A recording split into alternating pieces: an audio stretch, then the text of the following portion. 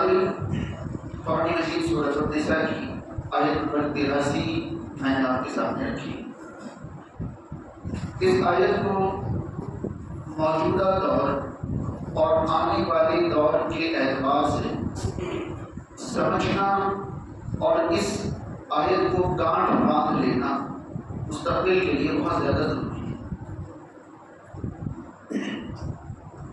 اس آیت میں جو بات بتائی گئی ہے، پہلے اس کا خلاصہ اور مفہوم میں آپ کے سامنے رکھوں، پھر الفاظ دیکھیں گے۔ نبی کریم صلی اللہ علیہ وسلم جب تک مکہ مکرمہ میں تھے، آپ کو جنگ کی یا دفاع کی اجازت نہیں تھی۔ صحابہ کرام پر الگ الگ قسم سے ظلم کیے گئے، ستم ڈھائے گئے، مگر صحابہ کرام کے پاس صبر کے علاوہ اور کوئی راستہ نہیں تھا۔ اگلے مرحلے میں صبر کے بعد ہجرت کی اجازت دی گئی کہ اب یہیں رہ کر سب کچھ سہنے کی ضرورت نہیں ہے، آپ چاہیں تو جگہ چھوڑ کر کہیں اور جا کے سکون سے رہ سکتے ہیں، مگر دفاع یا کاؤنٹر کی اجازت ابھی نہیں ملی کہ اگر وہ تکلیف پہنچائیں تو آپ دفاع کریں یا جوابی کارروائی کریں، اس کی اجازت نہیں ملی، ہجرت کی اجازت نہیں۔ تب مسلمان تقریباً سارے کے سارے مکہ سے ہجرت کر گئے۔ پھر آپ صلی اللہ علیہ وسلم کو اس بات کی اجازت دی گئی کہ اب ضرورت پڑے تو دفاع بھی کریں اور ضرورت پڑے تو جوابی کارروائی بھی کریں۔ پھر نبی کریم صلی اللہ علیہ وسلم نے اپنی مدنی زندگی میں کئی دفاعی کارروائی بھی کی، کئی جوابی کارروائی بھی کی۔ ان میں سے کبھی کبھار آپ صلی اللہ علیہ وسلم خود مشن پر تشریف لے جاتے تھے صحابہ کرام کو لے کر، اور کئی بار آپ صلی اللہ علیہ وسلم مدینہ ہی میں موجود ہوتے اور صحابہ کرام کو کسی صحابی کی عمارت میں ان کی نگرانی میں بھیج دیتے تھے کہ آپ اس مشن پر چلے جاؤ، اس مشن پر چلے جاؤ، ادھر چلے جاؤ، ادھر چلے جاؤ۔ اب یہ جو مختلف مشن پر کارروائی چلتی رہتی تھی، اس کی خبریں مدینہ پہنچنے کا جو ذریعہ تھا وہ آج کے دور کی طرح کوئی میڈیا نہیں تھا۔ لوگوں کے آنے جانے پر ہی یہ خبریں منتقل ہوتی تھیں، یہ خبریں پہنچتی تھیں، اور یہ خبریں دو طرح کی ہو سکتی تھیں۔ اگر مسلمان اپنے مشن پر کامیاب ہو رہے ہیں تو وہاں سے آنے والی خبر یہاں مسلمانوں کو خوش کر سکتی تھی، اور مسلمان اگر کہیں اپنے مشن میں ناکام ہو رہے ہیں یا تکلیف اٹھا رہے ہیں تو وہ خبر مدینہ کے مسلمانوں کو ڈرانے والی ہو سکتی تھی، بے چین کرنے والی ہو سکتی تھی۔ جب یہ خبریں مدینہ پہنچتی تھی تو ایک طبقہ مدینہ میں مسلمانوں کے بیچ میں رہ کر مسلمانوں کو نقصان پہنچانے کی ہمیشہ کوشش کرتا تھا۔ ہم اور آپ اچھی طرح جانتے ہیں کہ منافقین کا یہ طبقہ مسلمانوں سے مقابلے کی ہمت بھی نہیں رکھتا تھا، اور مسلمانوں کو صرف جھانسے میں لینے کے لیے اپنے اسلام کا اقرار بھی کرتا تھا۔ یہ کہتا تھا مسلمان ہیں مگر دل سے مسلمان نہیں ہوتے تھے۔ تو یہ لوگ کیا کرتے تھے، یہ منافقین کیا کرتے تھے کہ جیسے ہی کوئی خوشی کی خبر آتی یا جیسے ہی کوئی دکھ کی خبر آتی، فوراً مدینے میں اس کو پھیلا دیتے تھے۔ کبھی کبھار وہ سچی خبر ہوتی تھی، کبھی کبھار اس میں مرچ مسالہ لگا دیا جاتا، کبھی کبھار اس میں کچھ فیصلے بھی ڈال دیے جاتے اپنی طرف سے کہ دیکھو ہم تو پہلے ہی کہہ رہے تھے کہ ادھر نہیں جانا چاہیے، ادھر ایسا ہو جائے گا، دیکھ ہو گیا نہیں ہو گیا، پتہ نہیں لوگوں کو سمجھ میں نہیں آتا۔ اس کو ہم اور آپ آج کی زبان میں افواہ کہتے ہیں۔ کیا کہتے ہیں؟ افواہ۔ افواہ استعمال تو ہماری زبان میں ہو رہا ہے، مگر افواہ کا لفظ جو ہے یہ عربی میں فی کا معنی منہ ہوتا ہے۔ فی جس کا معنی منہ ہوتا ہے۔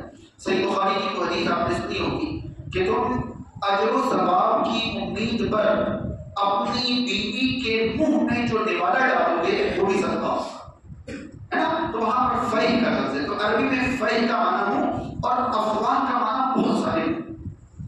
افواہ کا معنی بہت سارے منہ، کیا مطلب جس منہ میں جو آیا وہ بول دینا، اس کو افواہ کہتے ہیں۔ اب اندازہ لگائیے افواہ ہے نا، افواہ یہ نارمل حالت میں بھی مسلمانوں کو گمراہ کرنے کا یا کم سے کم مسلمانوں کو ذہنی طور پر پریشان کرنے کا سبب بن سکتا ہے.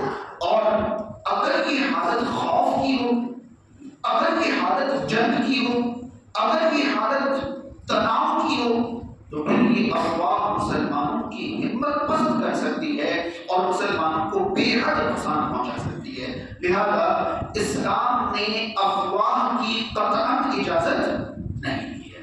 ایک طرف اسلام ہے جو افواہ پھیلانے کی بالکل اجازت نہیں دیتا، دوسری طرف ہمارا سماج اور معاشرہ ہے جہاں لائک اور شیئر کو موجودہ زمانے کا سب سے بڑا کام سمجھا جاتا ہے کہ بس ایک انگوٹھا لائک پر دباؤ اور دوسرے سے شیئر کرو. یہ شیئر کرنا، اس کو کیا کہیں گے آج کی زندگی؟ سنی ہوئی باتیں، پہنچی ہوئی باتیں، آئے ہوئے میسج، آئے ہوئے پیغام کو آگے بڑھا دینا، اس کو کیا کہیں گے؟ کہیں گے افواہ پھیلانے کے لیے. افواہ پھیلانا ہے. پہلے صرف زبانیں چلتی تھیں، اب زبان کے ساتھ ساتھ میڈیا بھی چل رہا ہے کہ افواہ پھیلانا ہے. آئیے میں آپ کو قرآن مجید کی روشنی میں یہ سمجھاؤں کہ قرآن اس بارے میں کیا کہتا ہے. سورۃ النساء کی آیت نمبر 83 اللہ رب العالمین نے فرمایا وَإِذَا جَاءَهُمْ أَمْرٌ مِّنَ الْأَمْنِ أَوِ الْخَوْفِ أَذَاعُوا بِهِ، جب ان کے پاس امن یا خوف کا کوئی معاملہ پہنچتا ہے. ابھی میں نے خلاصہ یہ بتایا نا کہ یہ مدنی زندگی کے حالات ہیں. مدینہ میں عام ہے، چاروں طرف مشن جاری ہے. ظاہر سی بات ہے ہر مشن کامیاب ہو یہ ضروری نہیں ہے. کچھ مشن کامیاب ہوں گے، کچھ کم کامیاب ہوں گے، کچھ ناکام ہوں گے، کہیں نقصان بھی اٹھانا پڑے گا، ساری چیزیں ہوں گی. اللہ تعالیٰ فرماتا ہے کہ وَإِذَا جَاءَهُمْ أَمْرٌ مِّنَ الْأَمْنِ أَوِ الْخَوْفِ أَذَاعُوا بِهِ، امن کا معاملہ ہو یا خوف کا معاملہ ہو، جیسے ان کے پاس پہنچے گی اسے پھیلا دیتے. أَذَاعُوا بِهِ کیا کرتے ہیں؟ پھیلا، عوام میں پھیلا دیتے ہیں.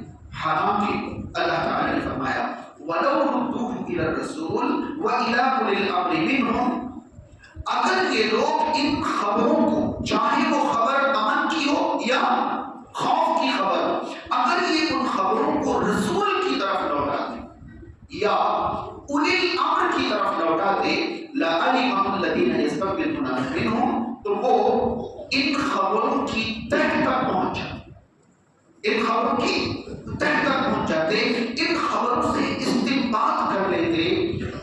وَلَوْلَا فَضْلُ اللَّهِ عَلَيْكُمْ وَرَحْمَتُهُ لَاتَّبَعْتُمُ الشَّيْطَانَ إِلَّا قَلِيلًا. اللہ تعالیٰ نے اس کے بعد جو افواہ پھیلاتے ہیں ان کے بارے میں ایک ایسا جملہ فرمایا جس سے پتہ چلتا ہے کہ یہ کرنے والے صرف منافقین نہیں تھے، بلکہ منافقین کی دیکھا دیکھی کچھ بھولے بھالے مسلمان بھی ایسا کرنے لگے تھے. آخری جملے پر غور کیجیے. اللہ تعالیٰ نے فرمایا وَلَوْلَا فَضْلُ اللَّهِ عَلَيْكُمْ وَرَحْمَتُهُ، اگر تم پر اللہ کا فضل اور اللہ کی رحمت نہ ہوتی رہے لَاتَّبَعْتُمُ الشَّيْطَانَ إِلَّا قَلِيلًا، تو تم میں سے کم کے علاوہ شیطان کی پیروی کرتے تھے. کیا مطلب؟ ایک بار تمہیں ہدایت مل گئی، زندگی بھر کی کوئی گارنٹی نہیں. لگاتار تم پر اللہ کا فضل ہوتا رہے گا، اللہ کی رحمت ہوتی رہے گی، تو تم ہدایت پر باقی رہو گے. اور اگر تم پر اللہ کا فضل اور اللہ کی رحمت برقرار نہ رہے، لگاتار نہ چلے، تو کہیں بھی تم شیطان کی اتباع کر سکتے ہو سوائے جنت. پوری آیت سمجھ میں آئے کہ جب امن اور خوف کی کوئی خبر انہیں پہنچتی اسے پھیلا دیتے. انہیں چاہیے تھا کہ وہ خبریں خود پھیلانے کے بجائے رسول اللہ یا اولی الامر صحابہ، اولی الامر صحابہ کا مطلب جو صحابہ کرام شروع سے آپ صلی اللہ علیہ وسلم کے ساتھ رہ رہے ہیں، جن کا مرتبہ اونچا ہے، تو گہری سوجھ بوجھ رکھتے ہیں، اگر یہ خبریں تم تک پہنچاتے تو وہ ان خبروں کی تہ تک پہنچ جاتے. اب یہاں پر محسوس کیجئے یہ تہ تک پہنچنے کے لیے جو لفظ استعمال ہوا ہے یستنبطونہ منہ، جب عربی ڈکشنری میں اس لفظ کی تحقیق کریں گے تو پتہ چلے گا کہ کنواں کھودنے کے لیے جب گڈھا کھودا جاتا ہے تو گڈھا کھودتے کھودتے آخر میں جا کر جہاں سے پانی نکلتا ہے اس کو استنباط کہتے ہیں، یعنی کہ گہرائی تک پہنچے. بات سمجھ ہیں؟ کوئی ایسی بات جس کی حقیقت چھپی ہوئی، کسی کو دکھائی نہیں دے رہی ہو، اس بات کو ظاہر کرنا اسے استنباط کہتے ہیں. چھپی ہوئی بات کو ظاہر کرنا یہ استعمال ہے۔ اللہ تعالیٰ کیا چاہتا ہے کہ اس طرح کی باتیں، اس طرح کی سوچ بوجھ دل اور سمجھ رکھنے والوں کے حوالے ہی کر دیا جائے۔ بات سمجھ رہے ہیں؟ اب یہاں بات تو افواہ کی چل رہی ہے، بات تو امن اور خوف کی چل رہی ہے، مگر کیا اس آیت کو ہم خوف اور امن کے ساتھ ساتھ دین کے مسائل اور دین کی باریکیوں کے بارے میں بھی نہیں سمجھ سکتے؟ کہ ہم نے کوئی بھی چیز سنی یا کوئی بھی چیز پڑھی یا کوئی بھی چیز ہمارے سامنے آئی، ہم نے اس کو آگے پھیلانا شروع کر دیا اور ہم نے اس کی کوئی تحقیق نہیں کی، یا ہم نے اسے پھیلانے کی ذمہ داری اولي الامر کو یعنی صاحب علم اور صاحب فقہ اور صاحب سمجھ کو نہیں کیا، ہم اپنی طرف سے اس بارے میں باتیں بنانے لگے۔ ایک حدیث میں سناتا ہوں اس پر، ذرا اس حدیث کو اس آیت کے ساتھ ملائیں۔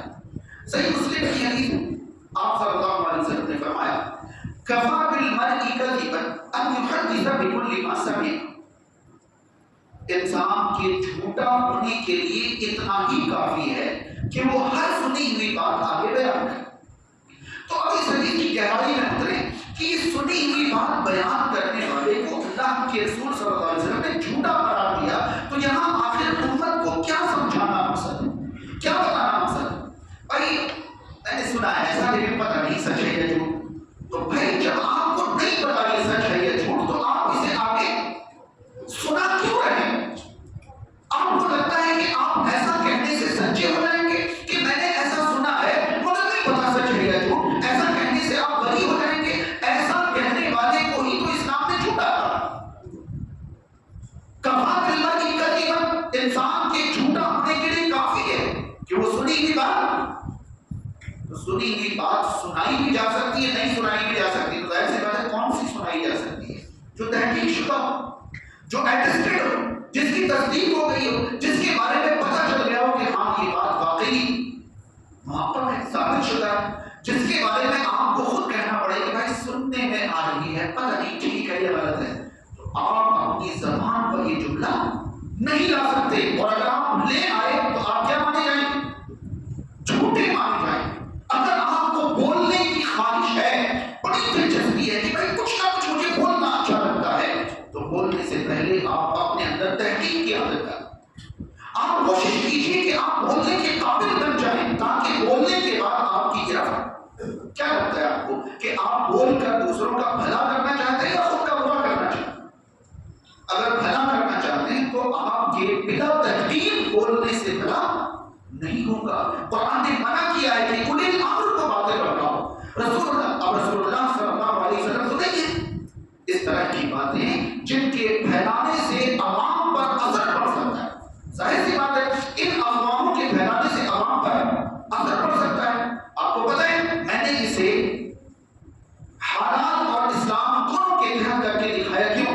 آج جیسے آپ سوشل میڈیا کھولو گے آپ کو دو طرح کی باتیں ملیں گی، یا تو مسلمانوں کے حالات کے بارے میں الٹے سیدھے بنے ہوئے پرانے 10 سال 20 سال کی کوئی بھی ویڈیو کل کی کہہ کر آپ کو شیئر کر دیا کہ ایسا ہو رہا ہے، یہ ہو گیا، وہ ہو گیا، ایسا ہو رہا ہے، ویسا ہو رہا ہے۔ آپ نے تحقیق کی کہ جس بارے میں آپ اس ویڈیو کو بتا رہے ہیں یہ اسی بارے میں ہے؟ کچھ بھی کوئی بھی بس انگلی چلانے سے مطلب ہے۔ وہ نہیں سمجھ رہے کہ اگر اللہ کا فضل و رحمت عام تو تم شیطان کے پیروی کرنے والے بن جاؤ گے۔ یہ کتنی بڑی دھمکی ہے۔ یا تو حالات کے بارے میں الٹی سیدھی خبریں پھیلانا ہے، یا اگر کوئی کہے گا نہیں بھائی ہمیں ان چیزوں سے مطلب نہیں، ہم تو دین کی باتیں پھیلائیں۔ پتہ ہے دین کے نام پہ کیا پھیلائیں؟ رات کو 2 بجے اٹھ کے رات کو 2 بجے اٹھ کے سورۃ القدر 11 مرتبہ پڑھ لو، تجوری پھیلائیں، اور جو نہیں پھیلائے گا وہ شیطان کا ماننے والا ہو۔ شہر کو صبح تک کوئی اچھی خبر مل جائے، یا تو شریعت کے نام پر بکواس پھیلائے جا رہے ہیں، افواہ پھیلائے جا رہے ہیں، یا تو مسلمانوں کے حالات کے نام۔ کیوں ایسا کرتے ہیں؟ کیا سوچ کر کرتے ہیں؟ کیا کرنا چاہتے ہیں؟ کیا حاصل کرنا چاہتے ہیں؟ یہ دونوں باتوں کو اس آیت اور اس حدیث سے جوڑو کہ اگر کوئی خبر پہنچے کو آپ کو ایسی کوئی بات پہنچ رہی ہے، آپ اسے آگے بتانا چاہیے اور کہیے کہ بھائی مجھے دین کے نام پر یہ پہنچی، دین کے نام پر یہ پہنچی ہے، کیا کروں اس کا؟ آگے بتائیں گے کہ بھائی یہ کوئی ثابت شدہ چیز نہیں ہے، اس کی کوئی حقیقت نہیں ہے، آپ اسے فوراً آگے بڑھانے سے روک جائیں۔ پتہ چلا کہ پوری امت تک چیز پھیل جاتی ہے مگر اولي الامر تک نہیں پہنچی۔ سمجھ میں آ گیا؟ تو انسان کے جھوٹا ہونے کے لیے کافی ہے کہ وہ سنی ہوئی بات آگے بڑھا بیان کر دے، شیئر کر دے، یہ اس کے جھوٹا ہونے کے لیے کافی ہے۔ میں اپنی بات کو اور مضبوط کرنے کے لیے دو حدیثیں آپ کے سامنے رکھنا چاہتا ہوں اور انتہائی امانت کے ساتھ یہ حدیثیں میں آپ تک پہنچانا چاہتا ہوں۔ ذرا غور کریں کہ معاملہ مسلمانوں کی حالات کا ہو یا معاملہ دین کے مسائل کا، کیونکہ ہمارے معاشرے میں مفتیوں کی بھی کوئی کمی نہیں ہے۔ لوگوں کو لگتا ہے کہ بھئی چار سیدھے سیدھے مسائل ہم نے سمجھ لیے تو اب ہم افتاء کے قابل، یعنی لوگوں کو باریک مسائل سمجھانے کے قابل بھی ہو گئے۔ اس لیے بار بار ہمیں سننے کو ملتا ہوگا کہ ان کے یہاں سبھی مفتی ہوتے ہیں۔ میں ایک حدیث سنا رہا ہوں، یہ حدیث ابو داؤد کتاب الطہارہ کے اندر ہے، بہت دھیان سے سنیں اور اس حدیث کی گہرائی کو محسوس کریں۔ جابر بن عبداللہ رضی اللہ تعالیٰ عنہ حدیث کے راوی ہیں۔ میں نے یہ حدیث بالکل لفظ بلفظ آپ تک پہنچانے کا ارادہ کیا ہے، اس لیے آپ نمبر بھی لے سکتے ہیں۔ حدیث نمبر 336 ہے ابو داؤد کی کتاب الطہارہ کے اندر۔ جابر بن عبداللہ رضی اللہ تعالیٰ عنہ فرماتے ہیں خرجنا فی سفر، ہم ایک سفر میں نکلے تھے، فاصاب رجلا منا حجر، ہم میں سے ایک آدمی کو پتھر سے چوٹ لگا، فشجه فی رأسہ، اس کا سر زخمی ہو گیا، اس کا سر زخمی ہو گیا، ثم احتلم، پھر وہ ناپاک، یہ جو زخمی انسان تھا وہی ناپاک ہو گیا۔ فسأل اصحابہ، اس نے ساتھیوں سے پوچھا، صحابہ سے پوچھا، هل تجدون لی رخصۃ فی التیمم، میرے بارے میں تیمم کی رخصت تمہیں لگتی ہے؟ آپ صلی اللہ علیہ وسلم نے صحابہ کرام کی جماعت سفر پر بھیجا، سفر پر ہیں مگر رسول کریم صلی اللہ علیہ وسلم ان کے ساتھ نہیں ہے۔ اگر رسول اللہ ہوتے تو یہ اپنا مسئلہ کسی اور سے نہ پوچھتے، رسول اللہ ساتھ میں نہیں ہے۔ ایک صحابی زخمی ہو جاتے ہیں اور زخمی ہونے کے بعد انہیں غسل کی ضرورت پڑتی ہے، تو اپنے ساتھیوں سے پوچھتے کہ بھائی دیکھ رہے ہو اب میرے لیے تیمم کی رخصت لگتی ہے تم لوگوں کو یا نہیں لگتی؟ فقالوا ما نجد لك رخصة وانت تقدر على الماء، ساتھیوں نے کہا آپ تو پانی استعمال کر سکتے ہیں، ہمیں تو کوئی رخصت نہیں معلوم پڑتی، ہمیں تو کوئی رخصت نہیں معلوم پڑتی، آپ تو پانی استعمال کر سکتے ہیں۔ فاغتسل فمات، ان کی باتیں سن کر انہوں نے غسل کیا، اسی غسل سے ان کی موت۔ میں بار بار چل رہا ہوں، یہ ابو داؤد کی کتاب الطہارہ کے اندر حدیث نمبر 336 ہے۔ ہر آدمی ذہن میں گانٹھ باندھ لے کہ اگر آپ کے دیے ہوئے فتوے سے کسی طرح کا کوئی نقصان کسی فرد یا کسی گروہ کا ہو جائے تو رسول اللہ صلی اللہ علیہ وسلم کی نظر میں آپ کیا ہیں؟ آپ اپنے آپ کو اس حدیث کی روشنی میں توڑ لے لو۔ فاغتسل فمات، غسل کیا، موت ہو گئی۔ فلما قدمنا على النبي صلی اللہ علیہ وسلم اخبر بذلك، جب ہم نبی کریم صلی اللہ علیہ وسلم کے پاس آئے آپ کو اس کی خبر دی گئی، آپ کو اس کی خبر دی گئی۔ یقین جانے نبی کریم صلی اللہ علیہ وسلم نے یہ سن کر جو فرمایا ہے وہ آپ صلی اللہ علیہ وسلم کی عادت، آپ صلی اللہ علیہ وسلم کے مزاج کے بالکل خلاف جملہ ہے۔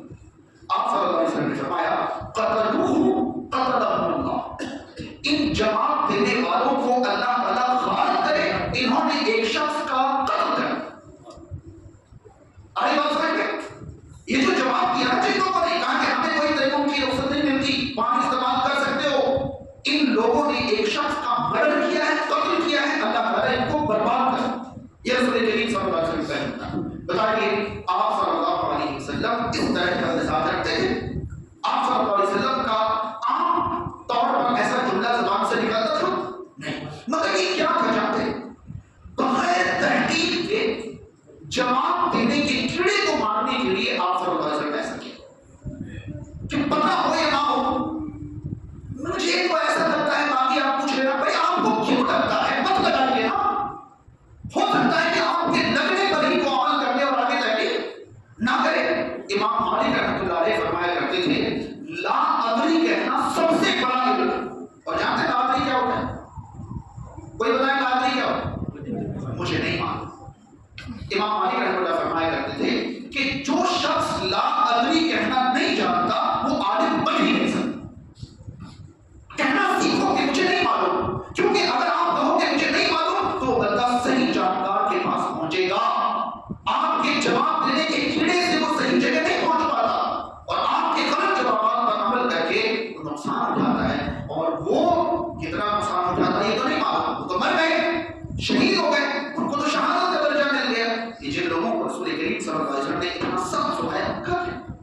نبی کریم صلی اللہ علیہ وسلم نے اس کے بعد فرمایا اللہ سألوا إذ يعلمون، اگر انہیں معلوم نہیں تھا تو پوچھا کیوں نہیں، جواب کیوں نہیں؟ انہوں نے جواب دیا، اگر انہیں علم نہیں تھا، معلوم نہیں تھا تو انہوں نے پوچھا کیوں نہیں؟ فإنما شفاء العي سؤال، جہالت کا علاج سوال کرنا ہے، جواب دینا ہے۔ فإنما شفاء العي سؤال، جہالت کا علاج سوال کرنا ہے، جواب دینا جہالت کا علاج نہیں ہے۔ یہ رسول کریم صلی اللہ علیہ وسلم نے فرمایا۔ اس کے بعد پھر فرمایا انما كان يكفيه ان يتمم ويسر، اس کے لیے اتنا کافی تھا کہ تیمم کر لیتا اور مسح کر لیتا، اتنا کافی تھا اس کے لیے، اسے نہانے کی ضرورت نہیں۔ سن لی حدیث آپ نے؟ اب مجھے بتائیے کہ یہ شیئر کرو فارورڈ کرو، نہیں بھیجو گے تو تم شیطان کے دشمن ہو جاؤ، شیطان کے دوست ہو جاؤ گے، آگے بڑھانا چاہو گے تو شیطان تمہیں روکے گا کہ تمہارے ایمان کی آزمائش فراہم کرا۔ کیا کرنے چاہتے؟ نہیں چاہتا اسلام کہ آپ الٹی سیدھی باتیں پھیلائیں، نہیں چاہتا اسلام کے بغیر علم کے آپ اسلام کے مسائل پر بولیں۔ اسلام آپ کو اجازت نہیں دیتا کہ آپ کسی کی گمراہی کا سبب اور ذریعہ بنیں۔ میں نے 2 حدیثیں پہنچانے کا ارادہ کیا تھا، اگلی حدیث سنیں، اور اگلی حدیث تو شاید میں پھر کبھی اور تفصیل سے آپ کو سناؤں۔ اگلی حدیث ہے صحیح بخاری کتاب العلم کی حدیث نمبر 100، صحیح بخاری حدیث نمبر 100 کتاب العلم۔ حدیث کے راوی ہیں عبداللہ بن عمرو بن عاص رضی اللہ تعالیٰ عنہ۔ فرماتے ہیں کہ میں نے نبی کریم صلی اللہ علیہ وسلم کو یہ فرماتے ہوئے سنا ان اللہ لا يقبض العلم انتزاعا ينتزعه من العباد، اللہ تعالیٰ علم کو ایسے نہیں اٹھائے گا کہ بندوں کے سینے سے کھینچے۔ آپ کو پتا ہونا چاہیے کہ قیامت کے قریب علم کیا ہو جائے گا؟ اٹھا لیا جائے گا۔ تو اس حدیث میں طریقہ بتایا ہے کہ علم اٹھا لیا جائے گا مطلب کیا؟ سینے سے علم اٹھ جائے گا؟ جی نہیں، ان اللہ ولکن یقبض العلم بقبض العلماء، بلکہ علماء کو قبض کر کے علم اٹھایا جائے، یعنی علماء مرتے جائیں گے اور نئے علماء نہیں بنیں گے۔ جو علماء ہیں ان کی موت ہوتی چلی جائے گی، نئے علماء نہیں بنیں گے۔ حتی اذا لم یبق عالما اتخذ الناس رؤوسا جہالا، میں گستاخی کی معافی چاہتے ہوئے حدیث کے الفاظ میں کوئی تبدیلی کیے بنا لفظ بلفظ آپ تک پہنچانا چاہتا ہوں۔ حتی اذا لم یبق عالما، یہاں تک کہ جب عالم نہیں بچے گا، یہاں تک کہ جب عالم نہیں بچے گا، نہیں بچیں گے عالم، اتخذ الناس رؤوسا جہالا، تو لوگ جاہلوں کو رئیس بنا لیں گے۔ میں نے پہلے کہا میں لفظ کے ساتھ چھیڑچھاڑی کروں گا، کوئی بے ادبی نہ سمجھے۔ جہال کا لفظ ہے جو جاہل کی جمع، تو لوگ جاہلوں کو رئیس بنا لیں۔ کون سے رئیس؟ کیسے رئیس؟ دینی مسائل بتانے والے، کہ بھئی اب تو ہم اپنے دینی مسائل کے انتہا کریں گے۔ کن کو؟ جہال جاہلوں۔ فَسُئِلُوا فَأَفْتَوْا بِغَيْرِ عِلْمٍ، پھر ان سے مسئلے پوچھے جائیں گے، وہ بغیر علم کے فتوے دیں گے۔ فَضَلُّوا وَأَضَلُّوا، وہ گمراہ بھی ہوں گے اور گمراہ بھی کریں، خود بھی گمراہ ہوں گے اور دوسروں کو بھی گمراہ کریں۔ یہ حدیث پہلی بار آج میں نے آپ کو سنائی ہو، ایسا ہرگز نہیں۔ نہ جانے کتنی بار آپ نے یہ حدیث سنی ہوگی اور بار بار آپ نے سوچا ہوگا کہ یہ زمانہ ابھی کہاں، یہ تو قیامت کے قریب آئے گا، علماء اٹھا لیے گا گھر پر۔ میں آپ کو پہلی بتا دوں کہ یہ حدیث میں اب سے جب تک زندہ رہوں گا نہ جانے کتنی بار عوام کو سناؤں گا، مگر میں ایک سوال دے کر اس بات کو آج یہی سمیٹتا ہوں۔ یہ بتائیے جب علماء نہیں بچیں گے، جب علماء نہیں بچیں گے تو لوگ جاہلوں کو مفتی بنا لیتے ہیں، حدیث کا یہ مفہوم ہے نا۔ تو یہ بتائیے یہ جو جاہلوں کو مفتی بنایا جائے گا تو لوگ ان کو جاہل ہی سمجھ رہے ہوں گے یا مفتی سمجھ رہے ہوں گے؟ یہ بتائیے، بس اتنا احساس دلانا تھا، نہیں ہے بات؟ یعنی کہ لوگ جاہلوں کو مفتی بنا لیں گے تو وہ جاہل ہوں گے لوگوں کے حساب سے یا اللہ کے حساب سے؟ وہ اللہ کے حساب سے، وہ شریعت کے حساب سے جاہل ہوں گے، وہ رسول اللہ کے حساب سے جاہل ہوں گے، مگر ہمارے حساب سے وہ، ورنہ کیا لگتا ہے آپ کو کہ ہم کوئی مطلب بیوقوف اور بے گزرے کہ کسی کی مطلب چلتے پھرتے کو ہم کہیں فتوا دے دو، فتوا دے دو؟ یعنی کہ ایک جملہ اب میں دے رہا ہوں، اسے کاٹ مان لیجیے، مطلب یہ کہ جس کو معتبر علماء کی جماعت عالم نہ سمجھے، ان کو عوام عالم